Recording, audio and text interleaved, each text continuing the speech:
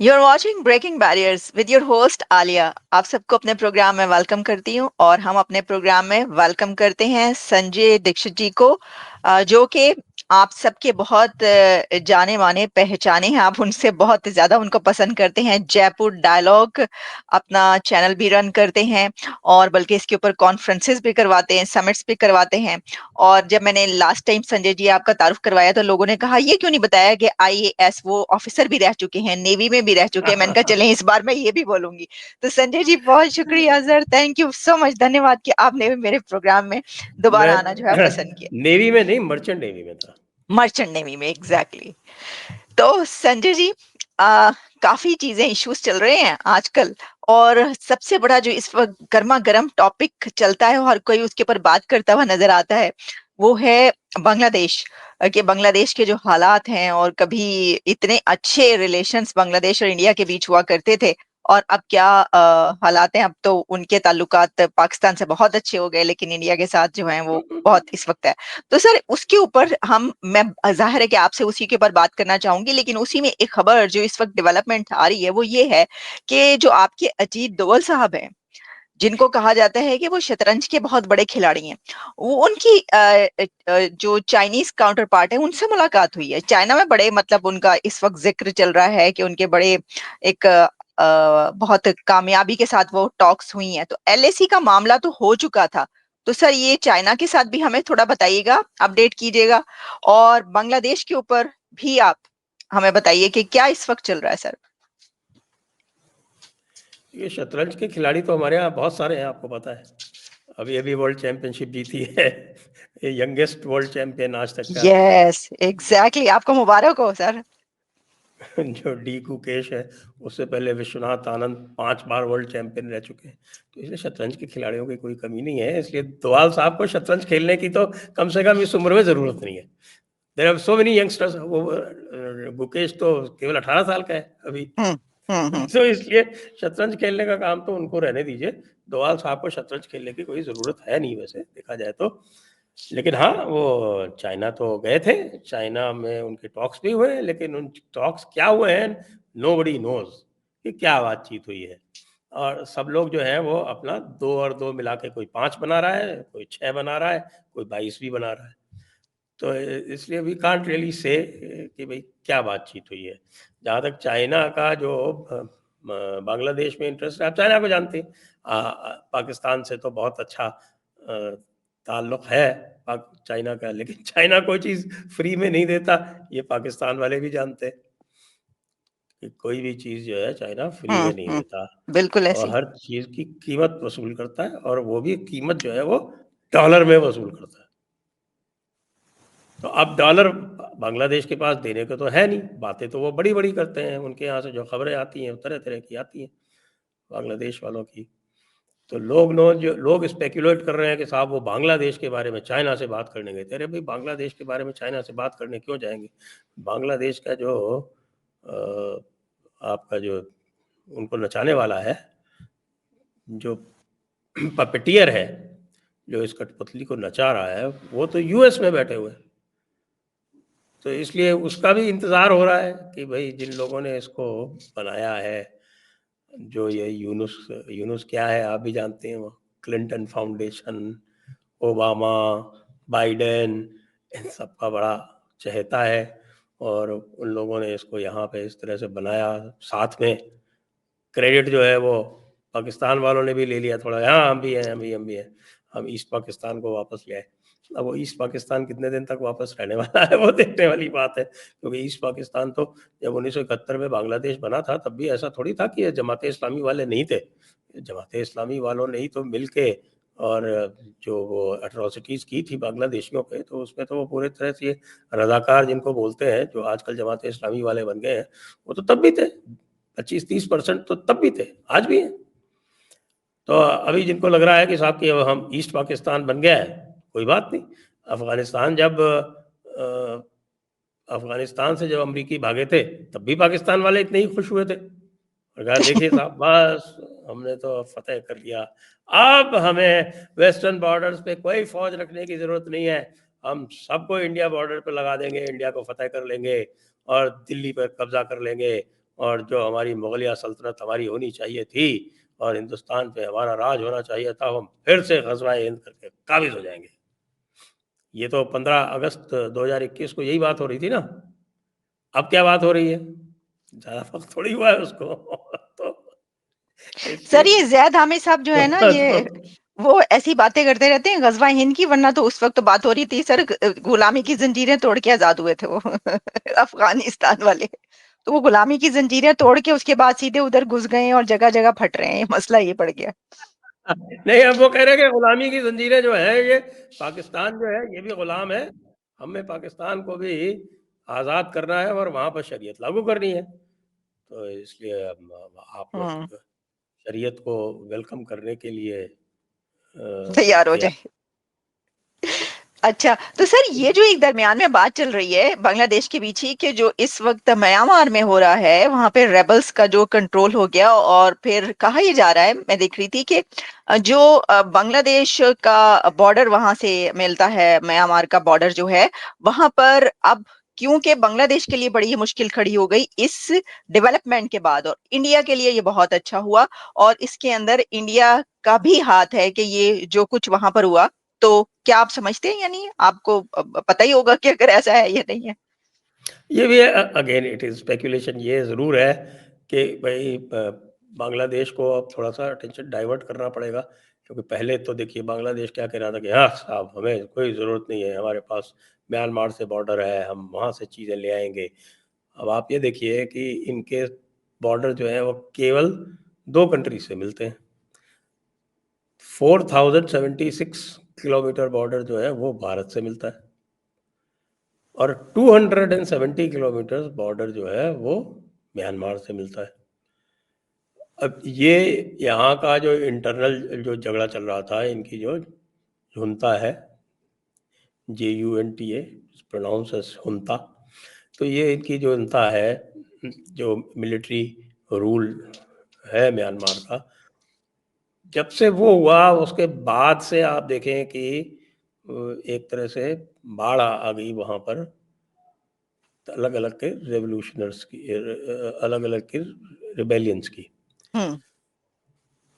तो ये जो उनका जो नॉर्दर्न बॉर्डर है म्यांमार का, और उनका जो वेस्टर्न बॉर्डर है, और उनका ये जो सदर्न बॉर्डर है, जो अराकान, जिसको रखाइन स्टेट बोलते हैं हम्म। उनकी लैंग्वेज में, लेकिन अंग्रेज़ों के ज़माने में इसको अराकान बोलते थे। तो ये अराकान आर्मी जो है ये मेनली बुद्धिस्ट आर्मी है।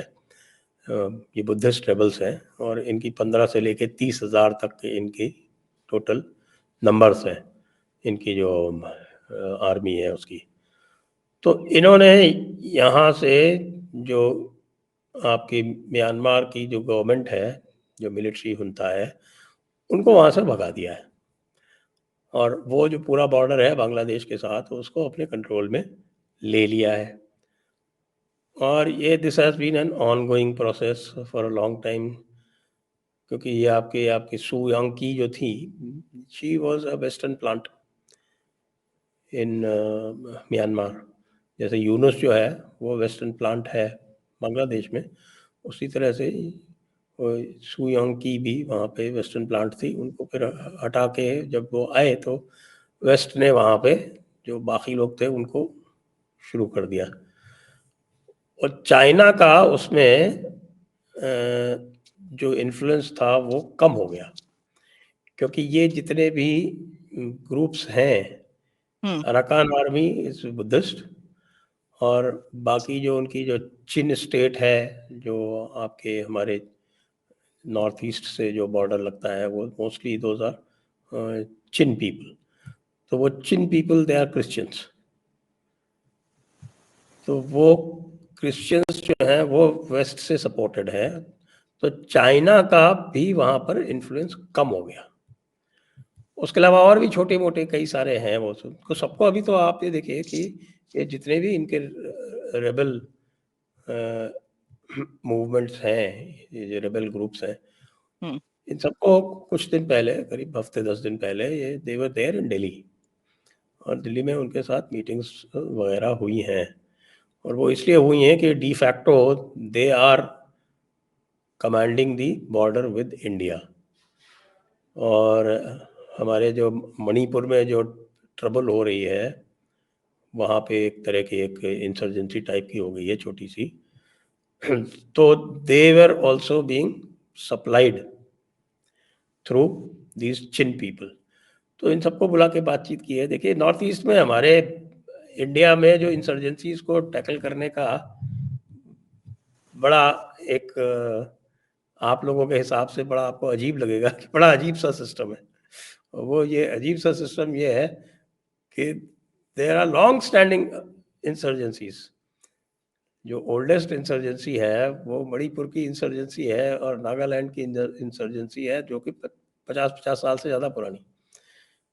लेकिन they remain continuously engaged in dialogues. और तो डायलॉग्स होते रहते हैं, और डायलॉग्स होते रहते हैं, वो मैनेजमेंट चलता रहता है। तो उसी का प्रोसेस अभी भी जारी है।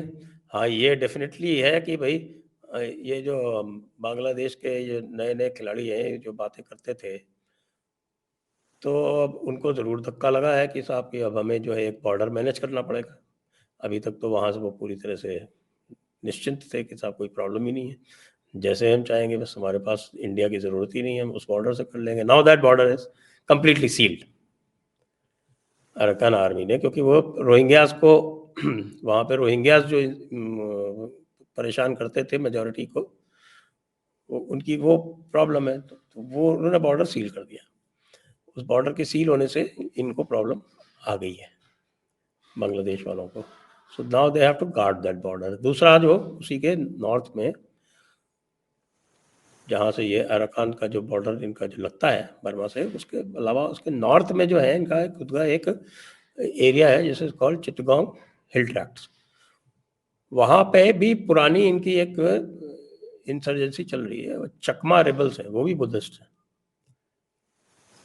तो वो चकमा रेबल्स भी अब एक्टिव हो गए हैं, क्योंकि इन लोगों ने लार्ज स्केल एट्रोसिटीज वहाँ पर हिंदू बुद्धिस्ट माइनॉरिटीज़ के साथ, क्रिश्चियन माइनॉरिटीज़ के साथ शुरू कर दी। अब ये जो चिटगांव हिल ट्रैक्ट जो डिस्ट्रिक्ट है इनका, वो जब पार्टीशन हुआ था तब दे दिया गया था पाकिस्तान को as east Pakistan. At that time it was 97% non Muslim, mostly Buddhist. आज भी वो अबाउट 55% नॉन मुस्लिम है। और वहाँ पे घुस के इनकी आर्मी ने और बाकी जो जमात वाले जो ग्रुप्स हैं, उन्होंने वहाँ घुस के जो है वो अट्रोसिटीज की। तो now they have also become active. So now Bangladesh has trouble on it's hands definitely. दूसरी बात यह है कि अब जो खबरें आ रही हैं, वो खबरें ये कहती हैं कि भाई बांग्लादेश के ऊपर सैंक्शंस लगने वाली हैं।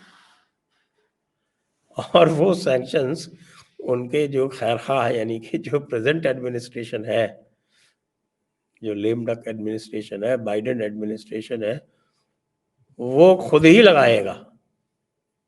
ट्रंप के आने की ज़रूरत ही नहीं पड़ेगी।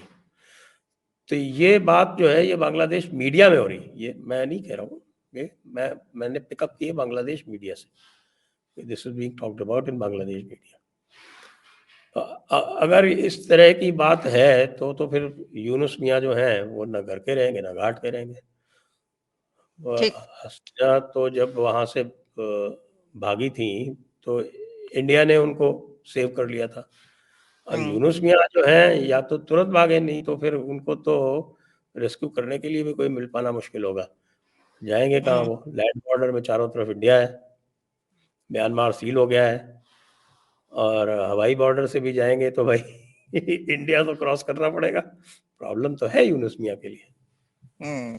अच्छा, तो सर ये जो इस वक्त मेरे सामने कुछ इंडियन मीडिया या इंडिया टुडे, एनडीटीवी, उसमें कुछ ये आ रहा है कि जो हम अभी ये बात कर रहे हैं ना अजीत दोवल साहब की, उसमें उन्होंने कहा कि ये जो अल्टीमेट गोल जो है अचीविंग ए लास्टिंग रेजोल्यूशन, और sources indicate that outcome of these talks will determine the timeline for the next core commander level meeting which will focus on operational issues regarding the ongoing patrolling and buffer zones to prevent further confrontations। तो वो कह रहे हैं कि जी core commander conference के लिए असल में ये आउटकम उस पे निकलेगा कि वो जो है वो कब होगी और फिर उसमें तो आपको मैंने कहा कि ये आपके सामने रख दूं, अभी मैंने पढ़ा, तो अभी हम क्योंकि उसकी बात ही कर रहे हैं। ये तो इंडिया चाइना का अपना म्यूचुअल इशू है, ये तो चलता रहता है। That is a core hmm. Commander hmm. Conference is an ongoing affair. Hmm. Ongoing मतलब वो तो हर 3-4 महीने में होती रहती है, तो दैट्स नॉट अ बिग ठीक। डील। अभी जो ओके। मेजर प्रॉब्लम थी वो तो ऑलरेडी रिजॉल्व हो चुकी है। Hmm. China for the first time in its history, for the hmm. First time in its history has taken a step back. Communist China की बात कर रहा हूँ मैं। तो कम्युनिस्ट चाइना को इंडिया के बॉर्डर पे जो उन्होंने कोशिश की थी हक़-ओ-हुकूक जमाने की, वो तो उनको पीछे हटना पड़ा। और उनको जब चाइना को हटना पड़ गया, तो हमारे जो बांग्लादेश वाले जब ग़ज़वाए हिंद करते हैं तो मुझे बड़ी हँसी आती है और अजीब-अजीब सी बातें करते हैं। कभी कहते हैं कि साहब हम यहाँ पर एयर बेस बनाएँगे और वो एयर बेस की लोकेशन बताते हैं कि साहब 12 किलोमीटर है बॉर्डर से। कि यार 12 किलोमीटर बॉर्डर कौन एयर बेस बनाता है? जो कि इंडियन आर्टिलरी की रेंज में होगा। सर वो उन्होंने 6 ड्रोन्स लिए हैं टर्की से, वो कह रहे हैं बस ये सारे चलने हैं आपकी तरफ। वो 6 ड्रोन में से एक को तो मार दिया। एक को अच्छा। हाँ, वो थोड़ा-सा वो इंडिया की तरफ भेजा था उन्होंने, तो उसको तो गिरा दिया। अब अच्छा। 5 बचे। अच्छा। अब वो 5 उसको ड्रोन में गिरा से दिए। वो इंडिया से लड़ने वाले हैं, 5 ड्रोन से लड़ेंगे। तो आपका फिर इसका मतलब अब S-400 का रुख उनकी तरफ हो जाएगा? S-400 की ज़रूरत क्या है बांग्लादेश के लिए? अच्छा। ओके। बांग्लादेश के लिए S-400 मतलब मक्खी को मारने के लिए तोप का इस्तेमाल किया जाएगा क्या? अच्छा। सर ये जो आप बात कर रहे हैं S-400 ना। जी। S-400 का मेजर टारगेट चाइना है। हाँ, हाँ, थोड़ा ओके। बहुत पाकिस्तान है। हम्म। तो ये जो आप बात कर रहे हैं कि भाई मक्खी को मारने के लिए, तो ये तो ये हम सुनते रहे और बातचीत भी होती थी, बड़े इसके ऊपर प्रोग्राम्स भी हुए कि जी जो बिजली है वो सारी आपकी तरफ से जाती है, और तो बड़े आपके मकरूज हैं जो बिजली का उन्होंने देने हैं बिल वगैरह। फिर उसके बाद ये कहा गया कि कितने 8 करोड़ या 3 करोड़ को इस तरह की बात होने लग पड़ी कि इतने लोग तो बांग्लादेशी जो है वो इंडिया के अंदर हैं, तो क्या आप उनको फिर वापस भेज देंगे या आपने कुछ को भेजा है इसलिए ये कुछ हालात बेहतर हुए हैं या क्या है? आप क्योंकि लोग तो ये कहने लग पड़े, मैं देख रही थी कि भाई इनको वापस भेज दो। नहीं, वापस तो भेजने में पहले क्या था कि हसीना हम्म। वाजेद वो इंडिया की फ्रेंड हुआ करती थी। जी जी। तो तो इंडिया के फ्रेंड होने की वजह से उनका जो था वो इंडिया के साथ में लिवरेज था। तो वो इंडिया को ये कहती रहती थी कि भाई इनको जो है आप 8 करोड़ तो एग्जैजरेटेड नंबर, हाँ, 1.5-2 करोड़ तो होंगे। तो वो कहते थे भाई मेरे लिए मुश्किल हो जाएगी अगर आप लार्ज नंबर पर डिपोर्ट करेंगे लोगों को। तो थोड़ा बहुत जो कुछ भी होता था वो धीरे-धीरे, धीरे-धीरे, हल्का-फुल्का होता रहता था। बट अभी इसमें बहुत तेज़ी आई है और लार्ज नंबर करीब कुछ हज़ार लोग जो हैं वो पकड़ के डिपोर्ट कर दिए गए और उनके डिपोर्ट होने की वजह से बहुत सारे इलीगल्स जो हैं वो खुद भी भाग रहे हैं। तो इसमें तो तेज़ी आई है, there is no doubt in that. अच्छा, इसका मतलब आपने उनको वापस भेजा है। तो संजय जी जो इंडिया के अंदर रह रहे हैं, यानी जाहिर है कि इतने सालों से डेकेड से रह रहे होंगे वहां पर, उनकी सोच वही है जो वहां पर हुआ है वो उनके साथ है, या वो हो सकता है कि वो सोच जिस तरह आप लोग सोचते हैं उस तरह सोच रही हो क्योंकि रह तो आपकी तरफ रहे हैं। वो थियोलॉजी तो कॉमन है ना, अच्छा। वो कहाँ हम्म। जाएगी? ओके। वो कोई they are not faithful to Bangladesh, they are not hmm. Faithful to India. Hmm. वो तो उम्मते इस्लामिया के जांबाज सिपाही है ना। अच्छा। जो उम्मते इस्लामिया के जो जांबाज सिपाही हैं, हम्म। वो तो हर वक्त उम्मते इस्लामिया को गालिब करते रहते हैं चारों तरफ। हम्म। तो ये सारा जो सिनेरियो है, इसमें हम तो ये कहते थे कि भाई अभी तक हम ये कह रहे थे, अभी डॉक्टर जयशंकर जब पाकिस्तान गए हमने कहा भाई ये तो दोनों कंट्रीज के बीच जो रिलेशंस है ना ये अच्छे होने चाहिए। अब तो एक तीसरा कंट्री भी बीच में शामिल हो गया। अब तो ये कहना पड़ा कि किसके साथ अच्छे हैं और किसके साथ खराब हो गए हैं, मामला ही उलट हो गया। नहीं वो और इससे, और जाहिर है कि इसका इम्पैक्ट तो ये है ना कि पाकिस्तान से भी फिर ऑब्वियसली फिर तो और ये हो गया कि कहाँ अच्छे होंगे, पहले तो अगर होने भी थे। अब जो बांग्लादेश के हालात हैं उसमें बहुत सारी बातें ऐसी निकल रही ना। नहीं तो पाकिस्तान के लिए भी रिलेशंस के क्या मतलब है? वो तो क्या कहते हैं उसको, चौधरी हैं। फोर्ट्रेस ऑफ इस्लाम है, उसका ऑफिशियल डिस्क्रिप्शन है पाकिस्तान का, मैं थोड़ी कुछ गलत कह रहा हूँ। जी क्या आर्मी का मोटो है, जी ईमान, तकवा और जिहाद सर, वो फी सबील। जी जी जी जी, मिस्टर जिन्ना ने कहा था ईमान इत्तेहाद तंजीम।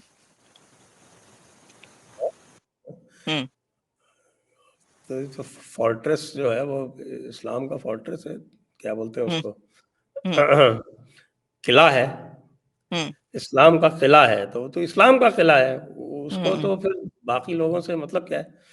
वो तो जो वो पुरानी किताबें हैं ना, वो फतावा आलमगीरी में वो किताब सियर है, उसको हम्म देख के उसके हिसाब से चलता है। They want to look nice hmm in the eyes of the American people. How to look nice? क्योंकि वहाँ ये हो रहा है कि भाई अल्लाह गुल्ला हो रहा है कि साहब के माइनॉरिटीज़ वहाँ पे विक्टिमाइजेशन हो रहा है, मंदिर तोड़ रहे जी जी, हैं, बिल्कुल लोगों बिल्कुल। लोगों के घरों में घुस के उनको जला रहे हम्म हैं, और इस हम्म तरह की जो हरकतें जो कर रहे हैं, तो hmm they are getting a bad press in hmm America. और डेमोक्रेट्स को लगता है कि भाई ये 5 साल वैसे भी ट्रंप ने पता नहीं क्या क्या अनाउंस कर रखा है, तो कुछ तो do something which will make them look good in the eyes of their own people. तो इसी हम्म। बहाने कुछ पॉइंट स्कोरिंग कर लो, इस तरह की बात चल रही है। होगा कि नहीं होगा, हाँ, वी डोंट नो, बट लेकिन दैट इज लेकिन व्हाट द लेकिन टॉक सर, इज। ये तो बात हो रही है कि जो ट्रम्प हैं वो फिक्स करेंगे इसको, क्योंकि देखिए ट्रम्प तो बहुत ज्यादा ये बात हो रही है कि इंडिया के हक में होंगे वो। बड़े ट्रम्प जो हैं वो बहुत सारे फैसले ऐसे करेंगे, या ये कि ऑलरेडी उन्होंने कई जगहों पे जो बात की इंटरव्यू करते हुए, तो उन्होंने कहा कि मोदी साहब दोस्त है मेरे, और फिर बड़ी एक हाई उसमें रखते हुए उन्होंने बात की। तो इसमें ये कहा जा रहा है कि जी जब वो आएंगे तो वो फिक्स करेंगे और वो इंडिया के हक में जाएगा। आप ऐसे ही समझते हैं कि ट्रम्प की देखिए, एडमिनिस्ट्रेशन में ऐसा? Trump is very transactional. वो जो है वो लेन देन की बात करते हैं हमेशा।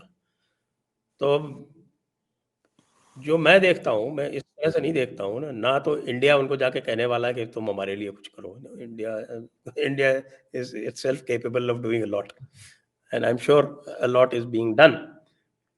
क्योंकि आप देख रहे हैं कि इंडिया से पंगा लेने के बाद में बहुत सारी जो इसेंशियल चीज़ें हैं, जो इसेंशियल गुड्स हैं, उनकी शॉर्टेजेस हो गई। उनके पास पेमेंट के लिए फॉरेन एक्सचेंज नहीं है। अच्छा। और अब उनकी जो पूरी जो इंडस्ट्री है जिसके ऊपर उनका फॉरेन एक्सचेंज डिपेंड करता था, वो that is down by almost 60-70%। क्यों? क्योंकि बिजली नहीं है, एक चीज़। हम्म दूसरी चीज़, बड़े ब्रांड्स हैं, वो अनसर्टेनिटी और ये सब जो तमाशेबाज़ी वहाँ हो रही है, उसको देख के दे आर माइग्रेटिंग। अ, उनमें से करीब 30-40% have already shifted to India. India से सारा यार्न जो था, वो इंडिया से जाता था 70-80%। अब यार्न इंडिया से वो ले नहीं पा रहे हैं, क्योंकि उन्होंने पुराने पेमेंट्स भी नहीं किए, और नए की उनको चूँकि एक्सपोर्ट जो है वो बंद हो गई हैं, एक्सपोर्ट का प्रोडक्शन ही बंद हो गया है। तो प्रोडक्शन बंद हो गया है कि आपके बांग्लादेश में ही, यानी ढाका के पास ही एक बहुत बड़ा इंडस्ट्रियल कॉम्प्लेक्स है, उसका क्या नाम है, I am trying to recollect the name. तो वो जो है वो पूरा बेक्सिमको, एक बेक्सिमको वहाँ पे इंडस्ट्रियल कॉम्प्लेक्स है ढाका के पास में, बहुत बड़ा कॉम्प्लेक्स है। और वहाँ का बहुत बड़ा जो एक्सपोर्ट है, ऑलमोस्ट 30-40% एक्सपोर्ट वो उसी क्लस्टर से होता है। तो बेक्सिमको बंद हो गया, जो कि अच्छा। ढाका में ही एक तरह से ढाका सबर्ब है वो बेक्सिमको। तो बेक्सिमको बंद हो गया, तो उनकी आधी इंडस्ट्री तो ठप हो चुकी है। इंडस्ट्री ठप हो गई तो फिर डॉलर कहाँ से आएगा? डॉलर नहीं आएगा तो फिर जो प्रोडक्ट्स आते हैं, एसेंशियल प्रोडक्ट्स, सारा ग्रेन इंडिया से आता है, यार्न, कॉटन यार्न जो है, जिससे वो उनकी गारमेंट इंडस्ट्री है, तो यार्न इंडिया से मंगाते हैं, वहाँ से प्रोड्यूस करते हैं। 25% सूरत शिफ्ट हो गया गुजरात में। और एक और बड़ा क्लस्टर है तिरुपुर, एक राजस्थान में क्लस्टर है भीलवाड़ा। ये सब में जो है वो 10-10, 15-15, 20-20% जो है ऑर्डर्स गारमेंट्स के बढ़ गए हैं। और उनके जो यार्न सप्लाई करते थे, क्योंकि मेरी भीलवाड़ा अभी मैं गया था कुछ दिन पहले और बात हुई थी लोगों से, वो कह रहे थे सर हमारे यार्न के ऑर्डर जो है वो सब बंद है लगभग। तो इसका मतलब they are not able to import yarn import नहीं करेंगे तो गारमेंट कहाँ से जाएंगे। तो वो पूरी इंडस्ट्री ठप हो चुकी है। बिजली नहीं है, पैसे आपके उनके जो लेटर ऑफ क्रेडिट हैं वो खोल नहीं पा रहे हैं वो। अब अगर यार्न हम्म मंगाना है तो letter of credit hmm LOC खोलनी पड़ेगी। अब हम्म एलओसी कह रहे हैं कि साहब, बांग्लादेश वालों ने कहा कि जो एलओसी है वो आप जो रूरल बैंक है उसके ऊपर खोलो। अब rural bank has no international standing, उसके पास इतनी कैपिटल भी नहीं है, तो रूरल बैंक में कोई एलओसी कोई मानेगा क्या? आप ये बताइए कि कोई इंटरनेशनल बैंक को कहेगा भाई इंटरनेशनल बैंक में आप एलओसी खोलो, उनको एलओसी खोलने के लिए वो they not ready. Hmm okay, तो इसका मतलब है वो सही। यही बात की जा तो रही थी ना कि भाई ये सारा तो डिपेंड इंडिया पे करता है, तो ये तो नहीं कर पाएगा जो ये हो रहा है। तो आप एलओसी नहीं खोल सकते। पाकिस्तान में भी तो यही प्रॉब्लम है। पाकिस्तान की जो इंपोर्ट एक्सपोर्ट जो है वो खासतौर से जो इंपोर्ट है वो क्यों फंसी हुई है? क्योंकि कोई एलओसी खोलने के लिए तैयार नहीं है। एलओसी कहाँ से खोले? जब तक उसके पास बैकिंग नहीं होगी, पैसा देगा कहाँ से? अगर मान लीजिए आपने हम्म एलसी कैश करानी है तो वो देगा कहाँ से? दूसरी बात है ना उसमें कि साहब की दीन में जो है वो दुनिया मौत के बाद शुरू होती है, इसलिए उनको परवाह नहीं है। अब वो कहते हैं ना कि जान तो देनी है, वो जावेद मियांदाद ने कहा था ना कि जान तो अल्लाह को देनी है। तो वो तो कभी कभी तो खेलने तो आना चाहिए। सर टीम तो आपकी जा ही नहीं रही, आपकी टीम ही नहीं जा रही। वो कह रहे थे सर ये तो जान तो अल्लाह को देनी है, मौत तो आनी है, किसी भी वक्त आनी है। तो सर ये हाइब्रिड मॉडल देखें, आप लोग जीत गए संजय जी, जीत गए आप लोग। यानी आपने टीम भी नहीं भेजी और नहीं भेजनी आगे, और जो पाकिस्तान है उसको कहा कि जी ठीक है, और अब हाइब्रिड मॉडल पे ही हो रहा है। आपको मुबारक हो। और हाइब्रिड मॉडल पे ही हो रहा है। और आगे जब भी यहाँ होगा तो पाकिस्तान आएगा, देख लीजिएगा आप। अच्छा नहीं, वो कह रहे हैं कि नहीं आएंगे, वो कह रहे हैं हम भी नहीं जाएंगे। वो तो तब की अभी कोई कमिटमेंट थोड़ी है। अच्छा, सही सही, ओके, आपको लग रहा है कि जाएंगे, वो जाएंगे, आप नहीं नहीं, आएंगे लेकिन वो जाएंगे। जाना ही पड़ेगा। फाइनल तो अहमदाबाद में ही होना है ना। हाँ हाँ हाँ, पहले हमें याद है एक दफा ये हुआ था, तो उन्होंने कहा था कि जी अहमदाबाद जो नरेंद्र मोदी स्टेडियम है उसमें नहीं खेलना, लेकिन फिर गए और खेला भी। ये हुआ था। अच्छा हम्म। संजय जी, ये बताइए कि वो, अब बल्कि मैंने देखा आपने प्रोग्राम भी उसके उसके ऊपर किया, तो इसलिए मैं आपसे सवाल करी। मैंने भी, क्योंकि पुष्पा 2 एक बड़ी जबरदस्त मूवी आई और उसने क्रिएट की हिस्ट्री, भाई कितने हजार करोड़ वो बिजनेस कर रही है। उसके बाद मुझे तो हैरानी हुई और पता नहीं चला कि उनके क्यों वो जो हीरो है वो क्यों गिरफ्तार हो गए, और ऐसा क्यों हुआ। क्योंकि आपने प्रोग्राम भी किया, मैंने कहा जरा मैं आखिरी सवाल आपसे कुछ ये भी कर लूंगी। वो जो चीफ अल्लू मिनिस्टर हैं अर्जुन है वहाँ ना? के। जी जी हाँ, हाँ। और जो पुष्पा बने थे, एक्टर जी हैं अल्लू अर्जुन। जी। तो जो बातें आ रही हैं साहब कि आप वैसे तो बिल्कुल टोटल फर्जी केस है। वो मुख्यमंत्री जो है वहाँ के, चीफ मिनिस्टर जो हैं, वो नाराज हो गए। बताते हैं कि साहब की कहीं पे कुछ ऐसी बात आई, किसी इंटरव्यू में या किसी टॉक में कहीं कुछ बात आई, तो वो मुख्यमंत्री का नाम भूल गए, चीफ मिनिस्टर का नाम भूल गए। तो उस वजह से चीफ मिनिस्टर साहब नाराज हो गए। अब वो कांग्रेस के चीफ आर यू मिनिस्टर हैं। सीरियस कि वो इसके ऊपर नाराज हो गए इसलिए कि वो नाम भूल गए इसलिए ना? वो कहता है, सर दिस इज अनबिलीवेबल। अब ऐसा क्या, हमारे यहाँ भी पॉलिटिशियंस हैं उनका भी तो पॉलिटिशियंस पॉलिटिशियंस डीएनए तो उनका कांग्रेस वाला है ना। हमारे यहाँ तो अच्छा कांग्रेस पार्टी जो है वो भी तो एक अपने किस्म की अलग ही है। एनीवे, हमारी ही अच्छा पार्टी है अच्छा तो हम क्या कहें कि हाँ, ये तो है अच्छा कि साहब चीफ मिनिस्टर अच्छा। साहब जो है वो नाराज है। वो कांग्रेस के चीफ मिनिस्टर हैं, यानी उनकी तरफ के हैं, कांग्रेस तो के वो चीफ वो वो मिनिस्टर हैं। नाराज हो गए। हाँ हाँ, वो थोड़ा ये भी है कि वो जो अल्लू अर्जुन है हाँ। वो नेव्यू हैं आंध्र प्रदेश के डिप्टी सीएम है पवन कल्याण। अच्छा वो दूसरी पार्टी के हैं। अच्छा वो पार्टी जो है वो बीजेपी की अलायंस पार्टनर है। Okay okay. Now I got it. तो अब वो भी है फैक्टर।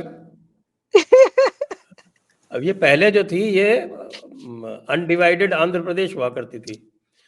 बाद में ये स्टेट जो है दो में डिवाइड हो गई, आंध्र प्रदेश और तेलंगाना। तो जो हैदराबाद कैपिटल हुआ करती थी तो 10 साल तक कॉमन कैपिटल ही रही। This happened in 2013। तो 2013 से 2023 तक हैदराबाद कॉमन कैपिटल थी। अब जाके कैपिटल्स अलग अलग हुई हैं। वो आंध्र प्रदेश की कैपिटल शिफ्ट होके एक नई कैपिटल बनाई है उन्होंने अमरावती करके, वहाँ चली गई है। लेकिन जितने भी लोग थे कॉमन वो सब हैदराबाद में ही रहे, they are all based in Hyderabad, okay Andhra Pradesh और ओके तेलंगाना। तो वो उनके जो हिस्टोरिकल जो उनके जो इश्यूज हैं वो आज भी चल रहे हैं। तो पवन पवन कल्याण के भांजे हैं ये।